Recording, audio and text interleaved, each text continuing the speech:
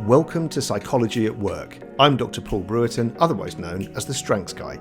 As a doctor of psychology and the founder and chair of StrengthScope, I'm here to share my insights with you. Tune in for a regular dose of positive, strengths-based content. My podcasts are packed full of tips and tools designed to enhance your world of work. Ready to dive into the good stuff in this episode? Then let's go. Hi, my name is Dr. Paul Brewerton, the Strengths Guy, Doctor of Organizational Psychology and founder and chair of StrengthScope. Today we have on the podcast long-time collaborator and revolutionary force in the world of work, Mr. Josh Allen Dykstra. Josh, so happy to have you on. How are you? Oh, I'm so good. Thank you. Thank you so much for having me, Paul. I'm really like this. It's been so long, right? And actually, I'm Yeah, really pleased. I'm really pleased we made it happen. So, same. you're super busy. And where are you today, by the way? I'm in Denver, Colorado. I love Denver. It's like Yeah. pretty much central, right, in the US of A. Hmm. Yep. What does this? Yep. What does And this mean? it's really it's starting to become spring here, which is Nice. really, really nice. So it's like Yeah. my favorite. It's kind of my favorite time of year when the trees turn from like dead sticks back into life, like life-giving things. It just kind of always blows my mind. I'm I love it. 100% right. So I've been like boring my friends by saying this for the last few years, where I'm just like, I'm all about that green, the green you get for like 3 weeks, just at that point where spring comes. And you're like, this is it, the magical moment. And then the green kind of Yeah. goes darker and it's not there for, but there's Yeah. just that little period of time where everything just comes back. Yeah. So yeah, cool. Yeah. Yeah. Very cool. I love it. Okay, so I'm going to intro you now. I'm gonna just say the stuff because people need to know who you are. So Josh is a recognized thought leader on the future of work and company culture. He is the CEO of Lovework, a tech platform that helps large organizations reduce burnout and retain great people by helping teams adopt healthy new work habits. His articles and ideas have been featured by Fast Company, Forbes, Huffington Post, and Business Insider, and he's worked with some of the most iconic brands in the world: Apple, Sony, Genentech, Microsoft. That's just four. There are more. He holds an MBA in executive leadership from the University of Nebraska-Lincoln. And yeah, I mean, from a personal point of view, I experience you as all of those things, but also a challenger, a critical friend, like a full-blown revolutionary, if you don't mind me saying. Mm. Um, and I just want to say, like, or reflect on taking up that challenger position is quite hard, right? When you're in this busy, quite conservative marketplace, particularly when, Mm. there's so much pressure coming, people are getting a little bit more perhaps locked down in their thinking, kind of going back to the tried and trusted methods. And like adopting that challenger position it's just really hard, but it's very relevant right now. Um, I think helping people and employers get to a place where they love work more is a difficult thing to offer. And then measuring the impact of what you do is even harder. So any thoughts on that? Yeah, thank you. That was a lovely, lovely intro. I think I've been working on this kind of idea of trying to help work not suck uh, Yeah, for as many humans as humanly possible yeah, for quite a long time, 15 plus years. And at first I thought it was really kind of crazy, right? I kind of went out there and was like, this is a crazy idea, but maybe you agree. And then the more I've thought about it over the years, the more I realized that the crazy thing is the opposite. The crazy thing is for us to spend all of our waking lives doing this thing called work and not liking it. Like yeah, that's crazy. yeah. And so yeah, I do love the kind of revolutionary label, and I kind of like to be the rebel and help people think differently about the world. And I'm an Enneagram 8. So if you use Okay, the word challenger, that really resonates with me. right. Um, so all those things are great. But yeah, I these days I just really think, man, it's crazy to not enjoy this thing called work because we just do it so freaking much. And it's like longer than ever. And I don't know if COVID helped with that or hindered that or has changed it. And I know people are now more conscious of their boundaries, like the need to have their own lives, but also because the technology just got like supercharged in that period, you know, we got proof of Mm. concept, right? We can work remotely, we can work 24/7, 365. It's like it almost cancelled, like the benefits cancelled out the disbenefit or whatever, you know, like you know, it's just turned into, if you want to be working all the time, you genuinely can, right? Like you, and I Yeah. know I coach people who do, you know, like if they're, I don't know, working in an international environment, you know, they're working on money markets, for example, when is off, right? It's a 24/7 thing. Yeah. Yeah. And so, yeah, so if you can get more from work, given that it's so Yeah. present, it's got to be a good aim, right? A good cause to lead. Yeah. Yeah. Yeah. Yeah. I think, yeah, I like to say, you know, if you're going to work, you may as well love it. Right? Yeah. If you don't, right? And most of us have to work. So Yeah. it's like, you may as well. Yeah, right. So work out how. I mean, we'll get into that because you know, I'm Yeah. really keen to talk about well, all manner of things, right? I mean, like role Yeah. crafting and how you've done that, how you've managed to create a world where you know, you're loving the work that you're doing, but also how you're helping other people to do that. So yeah, I mean, I want to get in like so Mike Miller, I'm sure said to you and said to me, this is a guy that we have in common, the Mhm. topic du jour. And the topic du jour today, the topic of the day is return on investment. It's right. How do you measure success in the people Yeah. professions? And it is really hard, or at least it has a rep of being really hard, right? Amongst HR, L&D, OD, like all of the subsets of the people professions. Yeah. And it's difficult to measure the impact of what we do in Yeah. a credible, business relevant, commercially friendly way. So I want to talk about that Mhm. and focus in on that when we get a bit more time around it. But I do want to start with you, your story. You've just given us like a really brilliant kind of potted summary about recent times, right? So Mm. 15 years when you've been on this journey, but you're not 15. You're at least 20. At So least. on that basis, um, could you tell us a bit more about your story from birth to now in under 5 minutes? Please go. Go. Yeah. Yeah. So, all right. Well, I was born in a tiny little town, 1,300 people, Yeah. in the literal middle of nowhere, in the literal middle of the United States. So probably even more middle than Denver. Um, I always felt like a big city kid, Mhm. somehow that got like displaced and born in a small town. My family, though, was amazing. Yeah. My parents are entrepreneurial. They're big thinkers. They're Yeah. really nurturing. They've always encouraged me to follow my dreams. Mhm. And so they started planning an escape from the small town Mhm. about the time that I started high school. Finally got us out Mhm. by the time my last year of high school was happening. So I Mhm. finished high school in a not a huge town, but we moved to northern Colorado, about an hour north of where I am now, Yeah. actually. It's not a big town, but it was big for me. My new high school was twice as big as my hometown. What? So No. Is that really yeah, so the true? Just in terms yes, of the size high and numbers school. of people. That's mad. Yeah. Yeah, so it's like a little bit of like it was a bit of a culture shock. Yeah. But for me it was awesome. Um I was always kind of like the nerdy artsy kid growing Mhm. up. Mhm. But when we moved to Colorado, I remember thinking nobody knows me here. I could Nice. be whoever I want to be. So Yeah. it's what Yeah. I did. I became this like singer-songwriter, outgoing, like new kid. And I bought a new acoustic guitar. I joined the student council and I had an awesome year.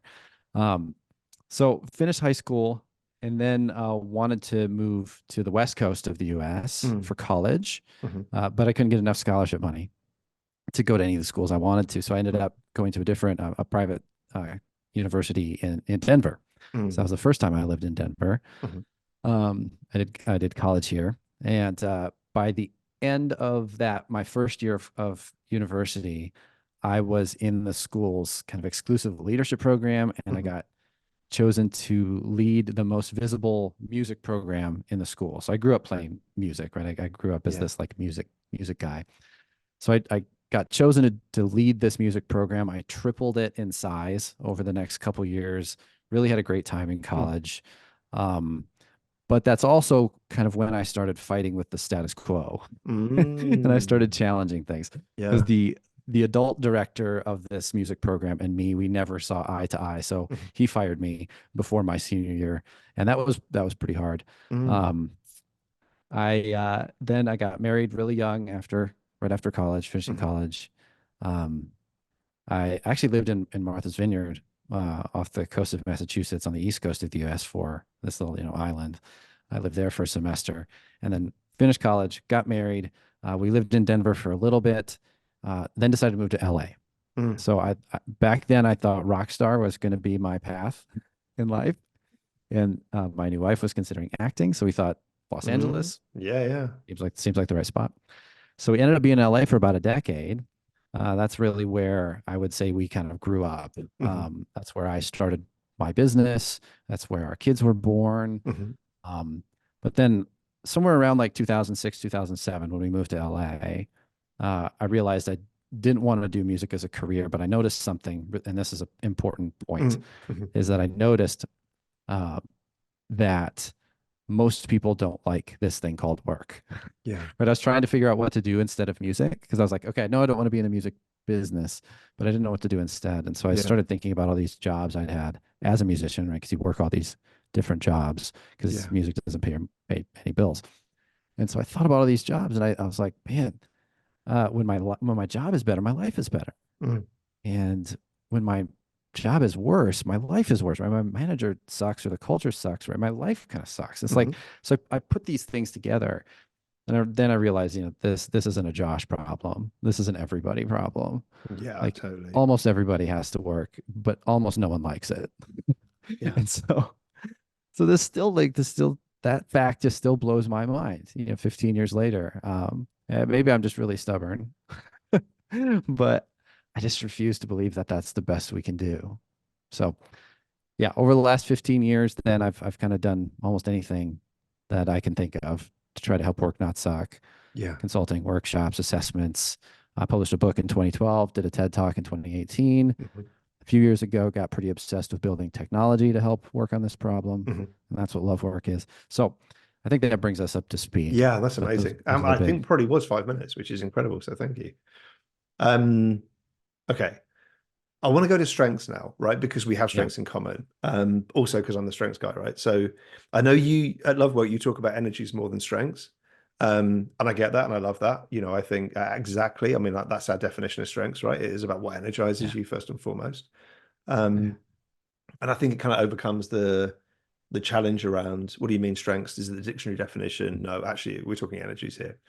yeah, Um, so what are your standout strengths or energies? yeah, And how have they shown up for you in your career so far? Because because I've done this yeah, forever and I have all the strengths in my head and we've known each other for a while as well, right? So I'm in this subconscious observer mode, right? Constantly. And I'm a psychologist and la la la. So mm, I hear strengths sometimes or what I mm, think might be someone's strengths just in the way they talk about what they value, the choices they've made, the energy that comes from them when they're talking about certain examples or whatever. So I've kind of got a couple of hypotheses, but I'd like you to share because, we always talk about this with strengths, right? Like it's the yeah, most important thing is that you choose the strengths that mean the most to you, the ones yeah, that are you at your very best, at you at your most energized. yeah, yeah, absolutely. Oh, we definitely have a shared love of this topic. Yeah, so the strengths approach actually is what like kind of got me involved in this career in the first place. Right. So like so I did my first strengths assessment, in 2006. Mhm, And so this idea of like doing more of what's right with you mhm. instead of just fixing all the things that are wrong with you, Yeah. like it just blew my mind. Like that Yeah. seemed like such a better idea. Yeah. Uh, so I really have like, yeah, dove into this world. Um, and I do love the focus on energy, right? And a huge part of why I know that is because of you. Like that's like I just think that's still so vastly unexplored for Mm, most people in most mhm, companies, mhm, mhm. right? Like most companies do a decent job of thinking about competencies, Yeah. but there's so few workplaces have tapped into optimizing for what energizes people and puts them in a flow Yeah. state. Yeah. Yeah. So I just think it's revolutionary. Yeah. So thank you.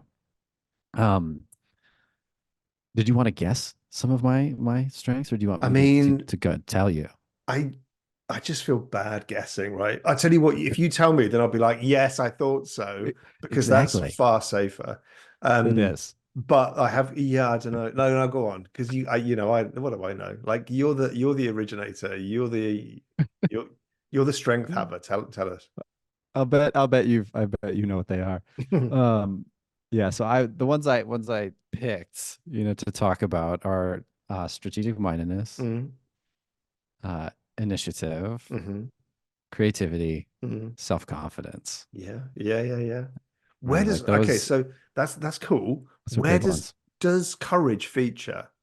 And also, does courage feature? Only as a bubbling up one, Interesting. right? So it's, Yeah. yeah, it's not low.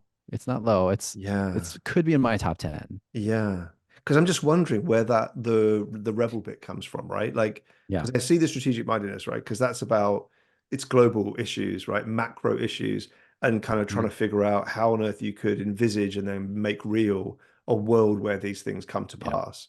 That definitely is Yeah. about kind of future ideation. Creativity Yeah. comes into that too. I see that. Hmm. But I Hmm. but I wonder about kind of standing firm on it because, when Yeah. I see you on social, you are doing a lot of advocacy for people who are in oppressed groups or, like Hmm. things that are going wrong economically, where you live, and just shouting it out and naming it.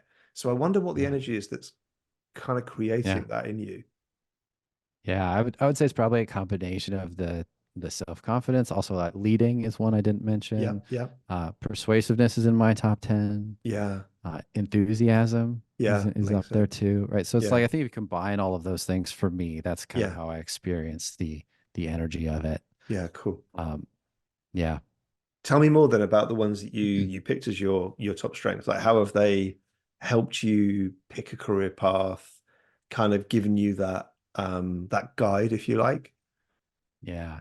You know what I love about what you guys did to layer the energy approach into the definition of strengths Mm, is like, so when I started, right, it was with like a strengths finder approach, which really focuses on talent. And, mm, I think that's an important lens. mm, But I feel like I reached the end of the road of that, where it's like, mhm, oh my goodness, yeah, I kind of understand now what I'm good at doing. mm, The next layer, right, the next level of that for me is energy, right? Because mhm, I can be good at lots of things, but not all mhm, of those things necessarily like bring me to life or mhm. light me up in the same way. Yeah. And so I think I like the energy approach because it allows you to kind of A/B test your life. So this is why I've thought about Nice. it over the years, right? It's Yeah. like, do I like facilitating workshops, or do I like speaking on big stages? Mm, Which do I, and then I can pay attention. mhm, I can try mm, those things, mhm, and then I can pay attention to which actually energizes me more. mhm, And even if it's just a little bit, maybe they're both good, mm, but one is great, mhm. right? So then I try to do more of the great. And so I think, Yeah.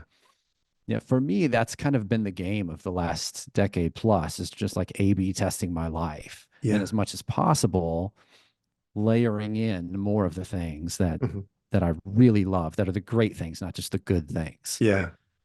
Yeah. Got it.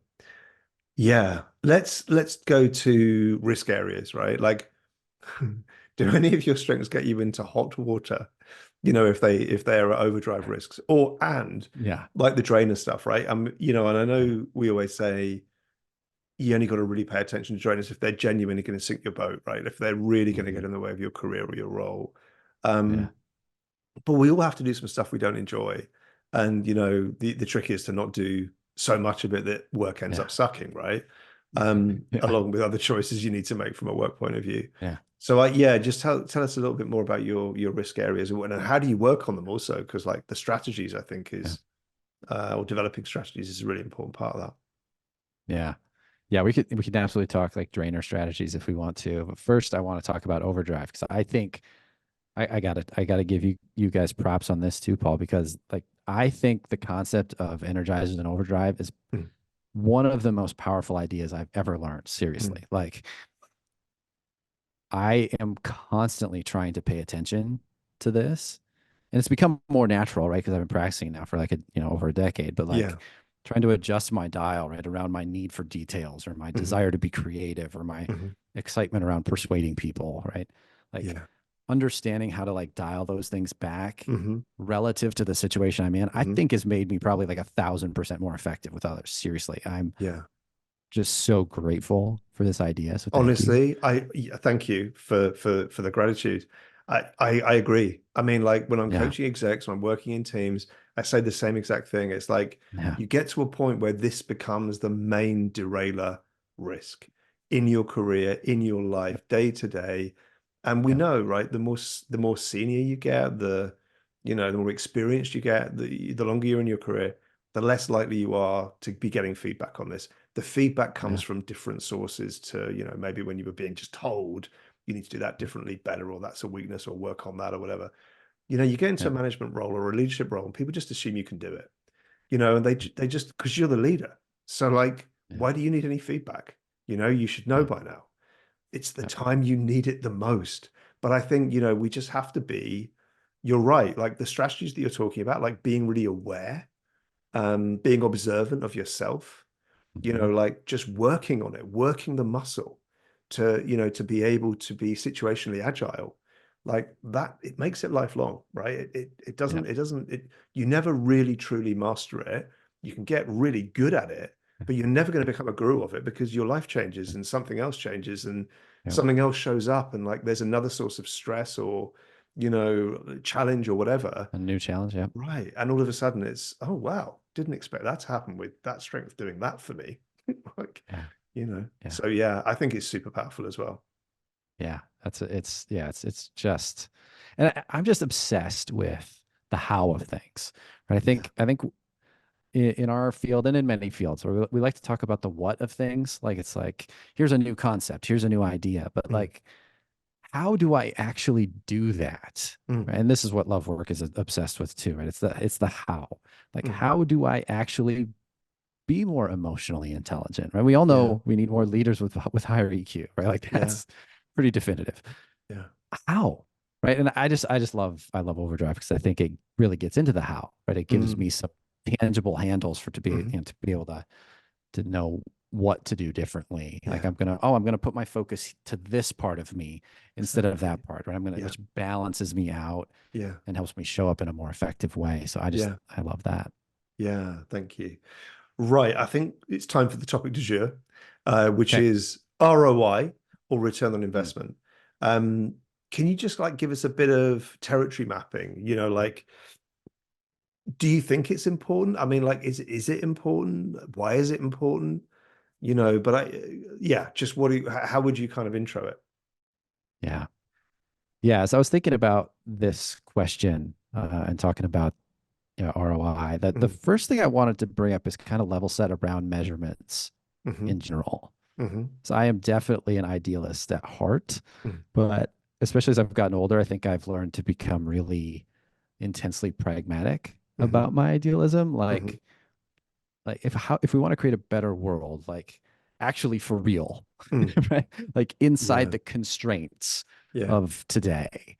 Like that's the stuff that I obsess about mm, these days. So if I look around and like take stock of the state of things, what I notice is that measurements often define what matters. hmm Right? Like measurements are some of the most dominant framing language mm, across societies and cultures. For mm, example, mm, like one of our primary framings is GDP, hmm right? So like GDP fundamentally a construct based in consumerism, hmm right? So when we choose to use that measurement hmm and we use it as a proxy for the success of a culture or society, right? We're naturally leaving out a whole bunch of other yeah, metrics. yeah, yeah, Right? So when we talk about quarterly earnings cycles or we talk about shareholder returns, right? These things omit many things that matter really deeply to us as humans, like the hmm value of connection or mm, empathy or hmm care. mm, Like those things don't really get included in these measurements. hmm But because they're kind of the de facto measurements, mm, they're signaling what we hmm think is mattering the So most. powerful. Yeah, so So powerful.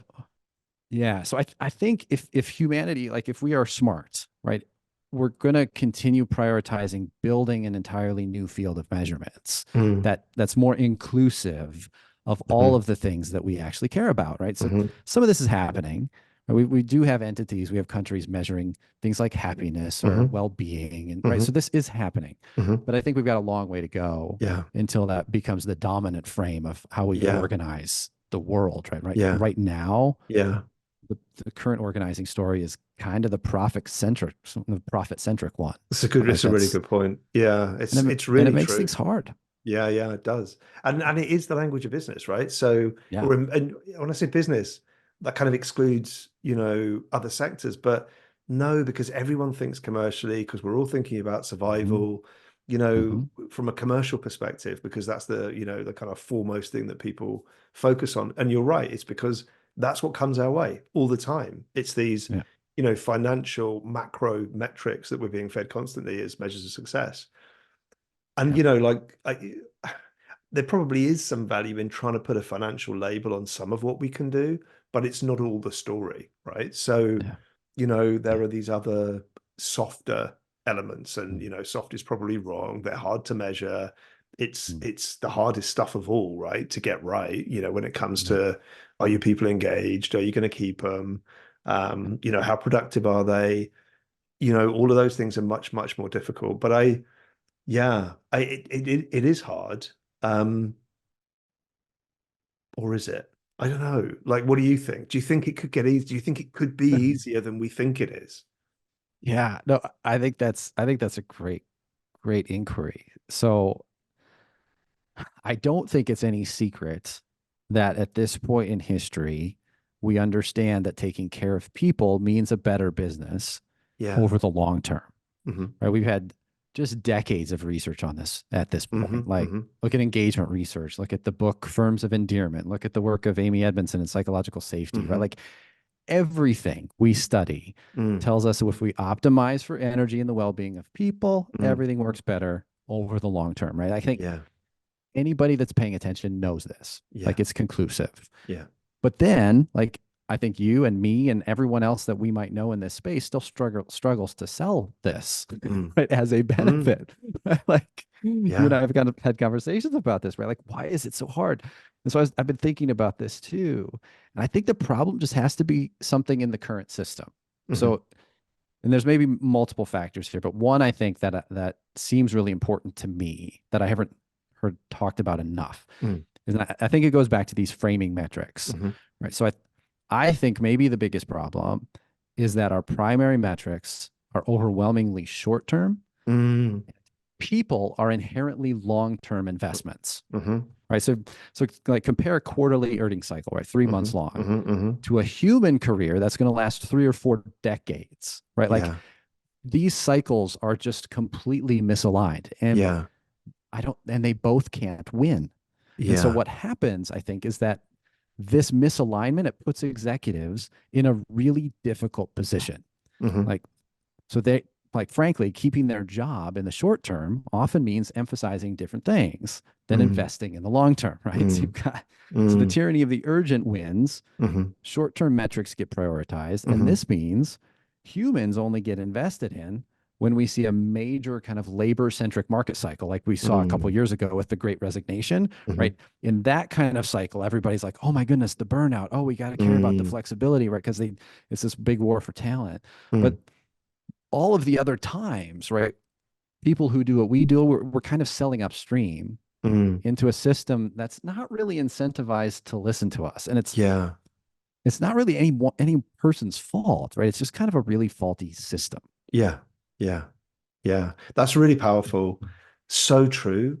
And I guess, as you said, like being pragmatic about the vision, right? Like whatever it is that we want to kind of put out there into the world, I guess then taking that idea potentially means we have to do both, right? We have Yeah. to be prepared to look at, okay, what are your most important performance metrics right now that you can access, that we can Yeah. maybe, tie what we're doing to, what are you trying to deliver Yep. strategically, where this approach or that approach can help drive that from a people perspective, but Yeah. also challenge, the board, challenge the exec team, challenge our clients directly, and and ask Yeah. them, what about the long-term investment in people? What about learning? And what are you doing around that? And those metrics that are more long term, um, maybe offering up that too as a different narrative that they could be following.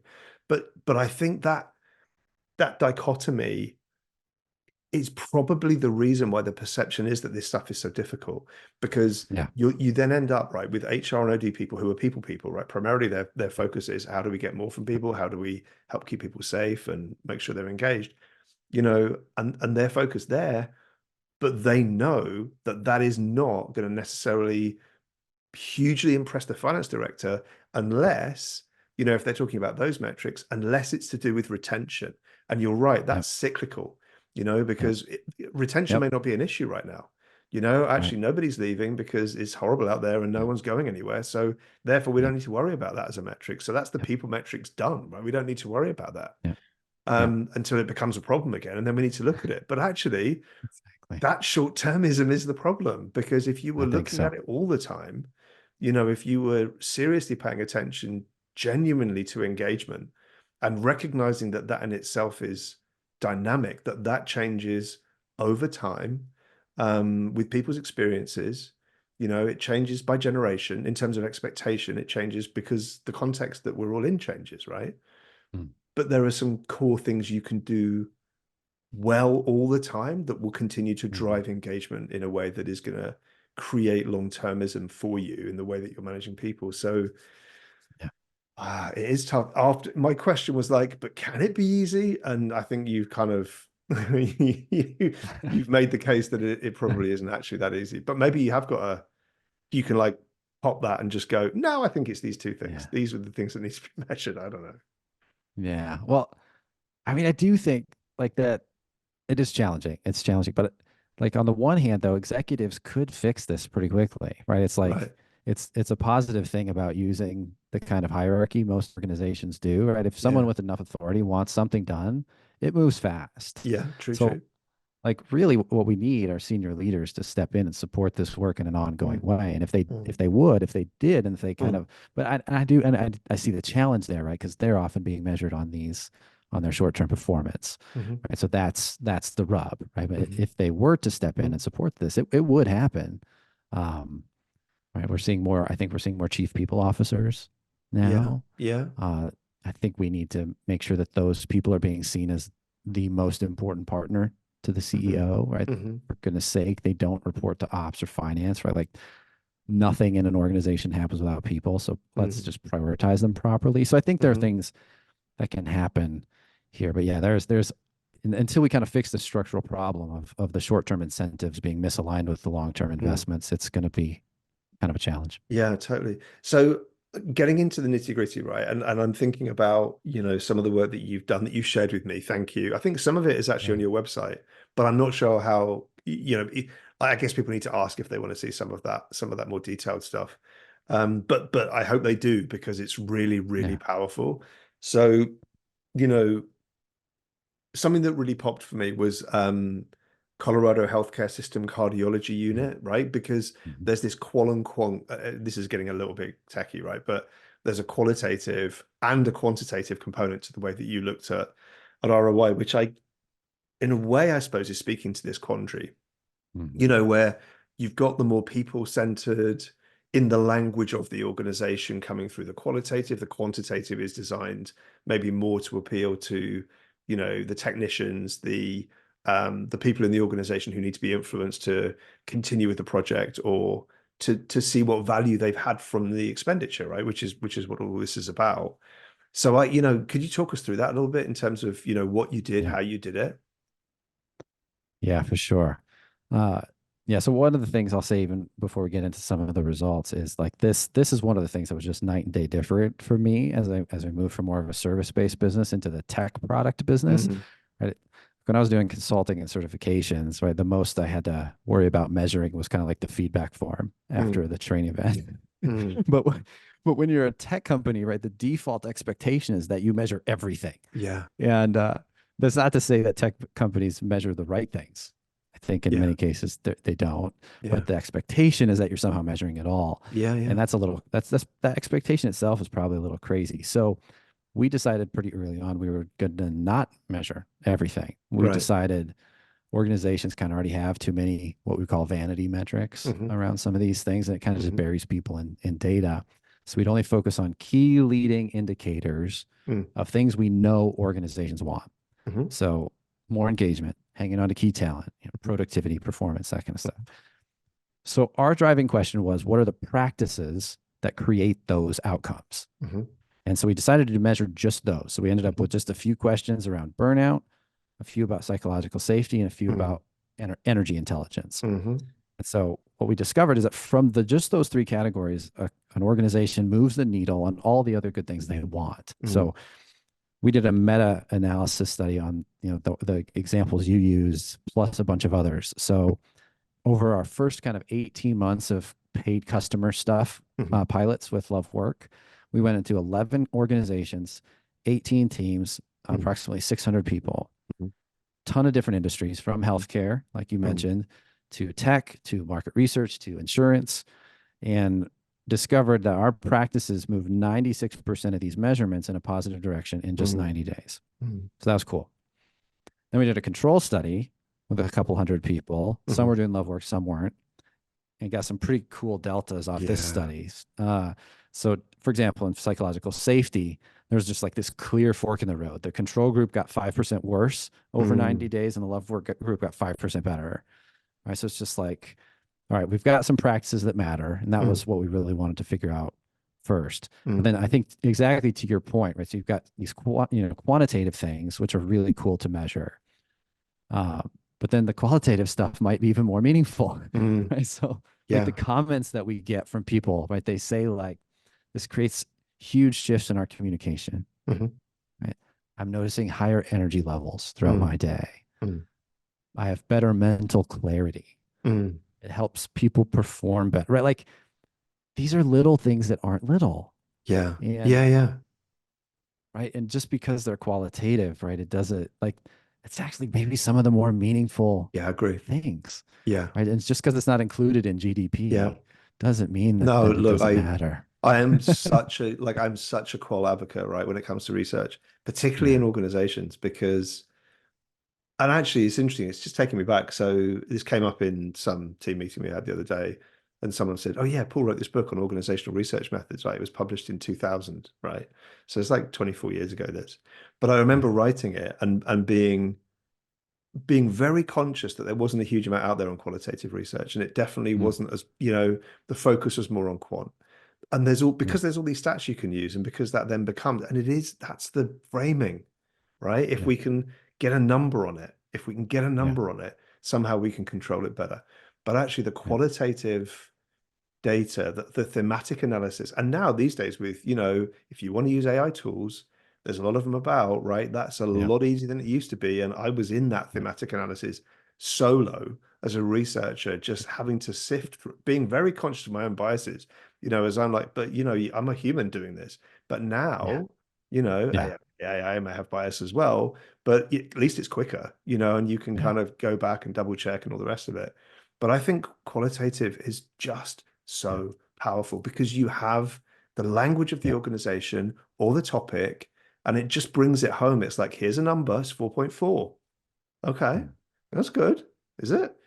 Here's a Yeah. few statements that illustrate that number. Yeah. Okay, yeah, it's good. Yeah, it's really good because people I see now. Yeah. So I totally agree. I think combining both, it helps you tell the story. Yeah. Yeah, it's the other thing that we really wanted to do with Love Work is create kind of a qualitative data set that doesn't necessarily exist inside a technology, right? So Yeah, when people interact with the Love Work tool, they leave comments. They yeah. say, "Hey, I'm struggling with this," or I need some help here. I'm really celebrating this because it's something that energizes me." Mm, And they're putting it in prose, or they're putting it in a qualitative sense. And mm. so where we want to go is really more of a sentiment analysis using large language models to Yeah. analyze and be able to probably quantify some of the value Hmm.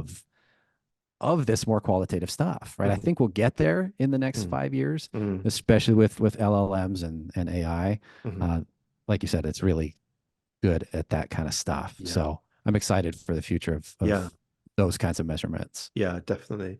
So getting into, I think we've kind of covered this, but I just want to ask the Yeah. question, do you feel that we should try and put a financial number on the impact of the people interventions that we run or that Yeah. we preside over, and what are the challenges Yeah. of that in your experience, if you're trying to, because you've done it, like I Yeah. saw, I remember it was a while back, but it was a healthcare organization and there was like $1 million saving, and I think it was based around primarily retention with a piece of work that you did. Mhm. It could have been engagement, but I think it was retention. So it was like, because fewer people left, fewer nurses left, I think Yeah. in this case, Mhm. there was a big saving on recruitment, right? Because having to backfill positions. So it's a great headline, like Yeah. it grabs attention. But what have you found to be the risks of that, the challenges of that, or I don't know, like even philosophically with the whole framing thing that you put out in the first place, it's Yeah. like, do we really want to do that, or not? Yeah. Well, I'm not sure the current system of work will respond to anything but a financial number, right? It's Yeah. kind of like the only thing that puts the ball between the goalposts, Mm, mm, right?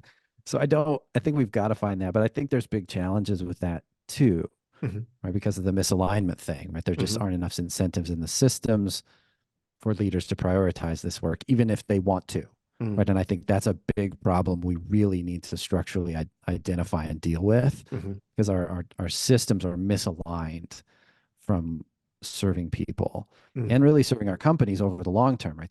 They're so skewed mm, towards the tyranny of the urgent. But the other thing that we've noticed is just that this is really difficult to do in another way too, which is to get organizations to track things alongside our data, right? mhm, So we can usually get retention data, mm, to your point, but we've really struggled to get other things from the mhm, organization mhm, itself. Even if engagement data, most big companies are tracking engagement. We've found it difficult to mhm, get that, and we've been almost completely unsuccessful at getting organizations to kind of track internal KPI data. mm, So like this is something that I just thought we just thought was going to be a no-brainer, right? Because mm, organizations track different types of performance indicators, right? mhm, And they're different whether you're in healthcare versus mhm, in Amazon, right? Like mhm, different things matter to them, mhm, mhm, right?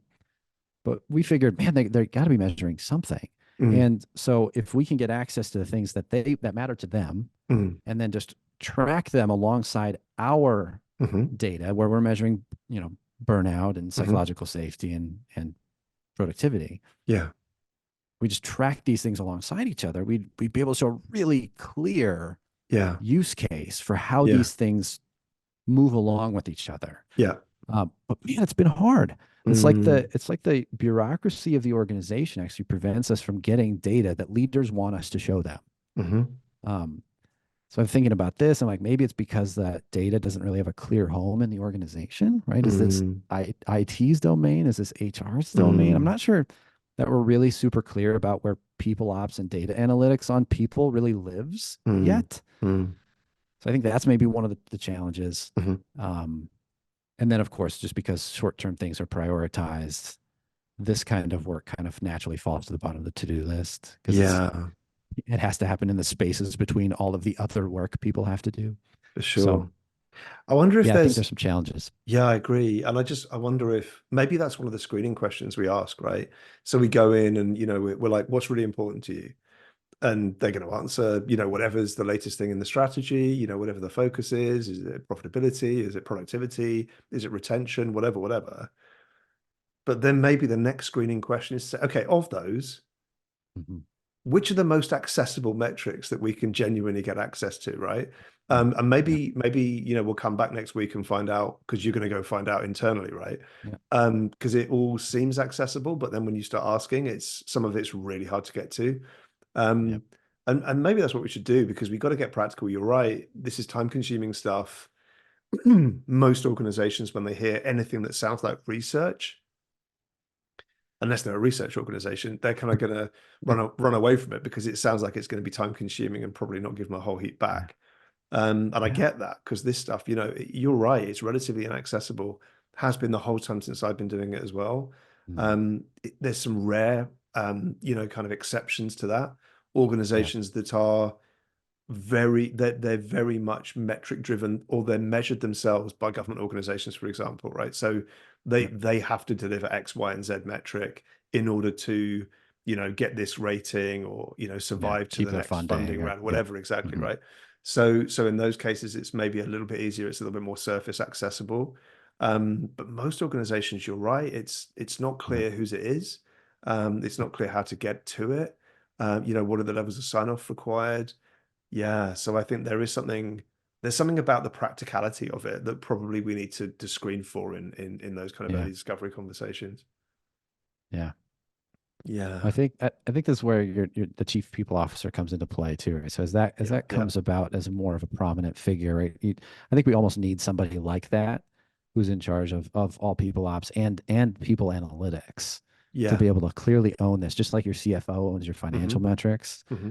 I think that will help, if Mm, we can centralize some of those functions underneath a chief people officer. So definitely. hopefully we're Yeah. seeing a move in that direction. Yeah, yeah, definitely. I mean, I think so I've got a question around what's worked for you, what hasn't in this whole kind of measurement space. What have you learned? I think you've been sharing that right the way through. So I'm not sure if you've got anything more to add, then please do. Um, No, not on that one. I think we've covered that one yeah, yeah, pretty me, good. me, me too, like really well. So I just wonder then what you feel, and we've been like throwing these in as ideas as we've gone, but have you got any top tips you would give to people, professionals who are in this space, needing to do some sort of ROI study or working alongside an external provider like ourselves, um, but they know that they need to assess whether something is working. Like Yeah. what are the top tips? What have if you could like synthesize everything you've got from your work in this space, what would you guide? Yeah, first I think I would have a message for leaders, Hmm. and maybe this is slightly controversial, but if you're a leader who's still trying to decide if you should do more people work or not, Mm, right? I don't think you need more measurements. Like they're out there. mm, If you still need to personally feel convinced on this topic, just go find all of the stuff that we talked about. Like ask Paul, he'll help me find it. I'll help you find whatever you need, right? Well, mm, the data's out there. You don't right. and so that's part of it. So like, yeah, if you're a leader who's wondering about this, just go do the research. It's not hard to find. Um, the other thing I think is maybe more qualitative, right? Mm, We all went through this pandemic thing, right? We all kind of understand the value of having a more flexible work space mm, where people trust each other, where people enjoy working with. Like, mm, so I kind of think what happens now, if you're a leader trying to figure this out, it's the question is about your identity. mm, You need to decide what kind of workplace you want. mm, You want to be a place that's known for giving people energy instead of extracting it. mm, You want to be a place that's known for taking care of people. mm, Like, who are you and what are you going to be about? mm, Like, you need to decide about this. You can keep playing the profit at all costs game, but that game has mm, pretty disastrous consequences. mm, We all know it. So I want to ask leaders to play a different game. mm, Um, so that's my message to leaders. My message to practitioners in this space is I honestly think they should measure what we measure. I think they should mm, measure these three things. I think they should mm, measure psychological safety, burnout, and energy. mhm, mhm, Like these are leading indicators. mm, And then the other side of it, though, is they really need to get their arms around their internal people data so mm, they can correlate the inputs mhm, of the people work, the people initiatives that they're trying mm, with the outputs on the KPIs. mm, Right? Like this is not that complicated. It's just that we need to be understanding that certain things are inputs and certain things are mm, outputs. And we've mm, often confused those two. mhm, Right? We do a lot of work around engagement. Engagement is not an input, people. mm, Engagement is an output, mm. right? Yeah. Working on things that energize you is an input that Mhm, leads to the outcome of engagement. mm, Working with people you like is an input that leads to the output of engagement. So mm, stop confusing inputs and outputs, get the measurements around these things in a proper order. It mm, doesn't have to be as complicated as it is right mm, now. I mm, really don't think it does. But yeah, understanding inputs, outputs is probably what I'd recommend practitioners mm. really get their arms around. That's gold. Right. Really, I mean that. I mean, like in terms of those top tips, super practical. You say controversial about the leader advice. It sounded freeing to me, right? It Mm. really did. It's like, give it up, like you Come on, don't you know it, this, we know it. right, right. Let's just There's, do it. exactly, in terms Yeah. of the business case, for all of these kinds of interventions, I get where else have you done it? Like who else can be a reference story for you? They're fine questions, right? But if you're right, if you're still wondering if this stuff is important to do at all, yeah, then I guess go read a bit more because Yeah. there's an awful lot out there which attests to that. Okay, that's awesome. I think that's ROI kind of done, and undone because we haven't, we can't say we've nailed it, but we can hopefully kind of give a little bit of, you know, advice and a little bit of nudging towards doing more of it, but in a more people-oriented way. I think that's what I got from all of that. So I want to finish with a couple of things actually. But the first of those is the most fun of all, which is Josh. I want to ask you an existential question Mm. where if you met younger you, I was going to say in a parallel universe, but then that's really complicated because I don't know the context of the parallel universe. So let's just say if you Right. met younger you here, Sure. right? Um, what advice would you give to your younger self based on your experiences of life? Yeah, I really like this question. So I had three things come to mind when I was thinking about this. So the first one is so younger Josh, you need to be a little more careful with business partners. Okay. Um, there's this old saying, probably from the Wild West or something. It goes, trust God, but tie your horse to the post. Right? It's like partnerships are hard. They're Yeah. fluid, they evolve. Yeah. You can trust people, right? My default is to trust people, right? I'm from Yeah. this tiny little town. My default is to trust people. You Yeah. can do that Yeah. and like still create agreements that make it easier for things to change and make them less hassle Yeah. when they do. Yeah. Yeah. So that was my first one. Um, the second thing I would say is, it's all going to be fine. Life is going to have some crazy twists and turns, but it's all happening for you, Mm-hmm. not to you. Mm, If you can stay present enough to notice mm. that. And the third thing is I'd probably tell younger Josh to do a big ass fundraise in 2021. The money's flowing and it's not going to keep flowing. That's So amazing. jump on that. That's outstanding advice. I love that. Thank you for thinking about it before. Or maybe you didn't. Mm, Maybe you just came up with that at the moment, but that was incredible either way. So thank you.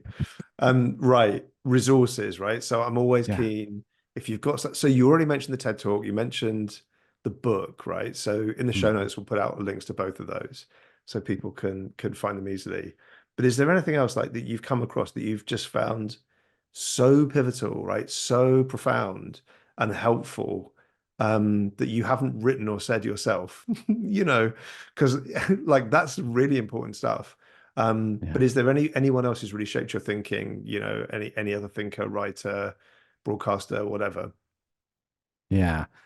One thing that I think is really important for people, if they're not already exposed to this, it's really helpful to get exposed to more ideas about alternative ways to run organizations, right? Yeah. This kind of like top-down pyramid hierarchy thing is just not the only way to do this. It's the Mm, most popular, mm, but it's not the only way, and it's definitely not the best way. And so my favorite kind of centralized place to learn more about this topic mm, is a group called Corporate Rebels. So nice. you can Google Corporate Rebels and Mhm, find them, and they've just cataloged a huge amount of kind of alternative organizations around the world, mm, and it's just fabulous work. So mm, that's a good one.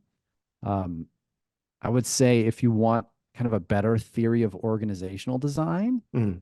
I think it's actually a relatively, as good things often tend to be, right? It's a simple theory, but I talk about this in my TED talk a little bit. Mm, Um, and what you do is you orbit everything around what energizes people. You mm, can actually create a whole organizational theory around that idea. mm, So my TED is called "How Work Can Heal the World." mm. So that might be something to check out.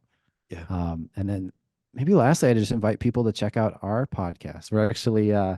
starting up with season 2 of a podcast called The Work Revolution. Yeah. Cool. It's going to be for work revolutionaries of all kinds. I hope you join us. We're recording this now in kind of the end of April 2024. Yeah. I'm hoping that our podcast will be launching within the next month or so. Mhm. So go to workrevolution.org. Yeah. So workrevolution.org, and you can get on the mailing list so we can make sure that we let you know Yeah. about new episodes and things like that. It should be a lot of fun. That's great. What's the format for that, by the way? Because like I've morphed a little bit in recent months. So Yeah. it was me on audio, like that was it for the first 3 years. And every now and again, I'd have like a All conversation alone. with, I know it's been so, yeah, Yeah. exactly. But every now and again, I'd have a conversation with someone, or as I called them, a podversation. I thought that was Mm, great. And it didn't catch it is on. great. Yeah, Yeah. thanks. Keep working on it. Yeah, may need to go again on that. But like more recently, it's been this format, right? So video recorded, and it tends to be a kind of strengths thing, but also like talking to people about their careers and what's a point of passion for them. So Mm, what's the Work Revolution podcast going to yeah. be like? Yeah, we're going to do a little bit of multiple things, I Yeah, think. And so we're going to structure it around different mini series of topics. nice. And like, for example, our first mini series is probably going to be something about the end is just the beginning. Hmm. And we're going to be talking about kind of all sorts of, kind of endings that are happening. So we're seeing, are we seeing the end of The Office? Mm, Right? Are we seeing, mm, I mean, are we seeing the end of the ecosystem, right? In certain ways, mm, but like how these things are really just the beginning of right, new things. So right. that'll be the first mini series, and then we'll have multiple episodes underneath that. Sometimes that'll be me and my co-host Kali will be talking about a Hmm. topic, Hmm. and then other times that where the topic fits, we'll have on a guest. So it'll be a Yeah, little bit of a yeah. mix of format, but it'll all Love be that. focused kind of Love it. topically Yeah. around mini series. Yeah, I'm in. Like I'm listening because awesome. that's just fascinating.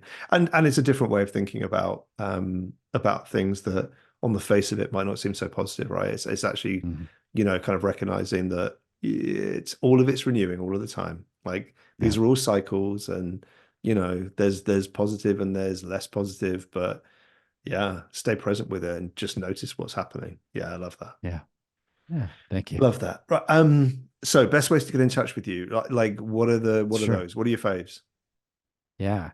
Well, so my personal website is joshallen.com. Hmm. So Allen is spelled Allan, two Hmm. A's and two L's, joshallen.com. There's a contact form on there. You can reach me that way. Hmm. Or just please connect with me on LinkedIn. Yeah. So find me Josh Allen Dykstra on LinkedIn. I'd love to connect with you. And yeah, I manage that profile myself, and I love to connect with anybody who Yeah. wants to connect. Yeah. Anyone who wants to join the revolution, right? Or the many revolutions that Exactly. are there to join. That's right. Fantastic. That's what Josh, I'm it's been talking an about. absolute pleasure talking to you. You've lived the brand throughout. You've brought some really kind of, some great, yeah, controversial thinking maybe, but really getting people thinking about how can we do things differently? How can we think differently about a knotty problem? Mm, It's felt empowering. That's yeah. what I would say for me, listening to you. It's felt like, I can go and have some of these conversations with clients or inside my team and make a difference by doing that. So I really appreciate you taking the time. Thank you, Josh. Yeah, we'll put the show notes out in I don't know, whenever we launch, which is going to be in a few weeks' time. Um, Okay. by the time this goes out, it will be there. So just go over to the StrengthsGo website, have a look, and yeah, search on the resources section and you'll find it. So yeah, Josh, thank you so much. Really Thank you, appreciate it. Paul. Yeah. Oh, my And pleasure. My pleasure. fantastic. So till next time, everybody, stay strong.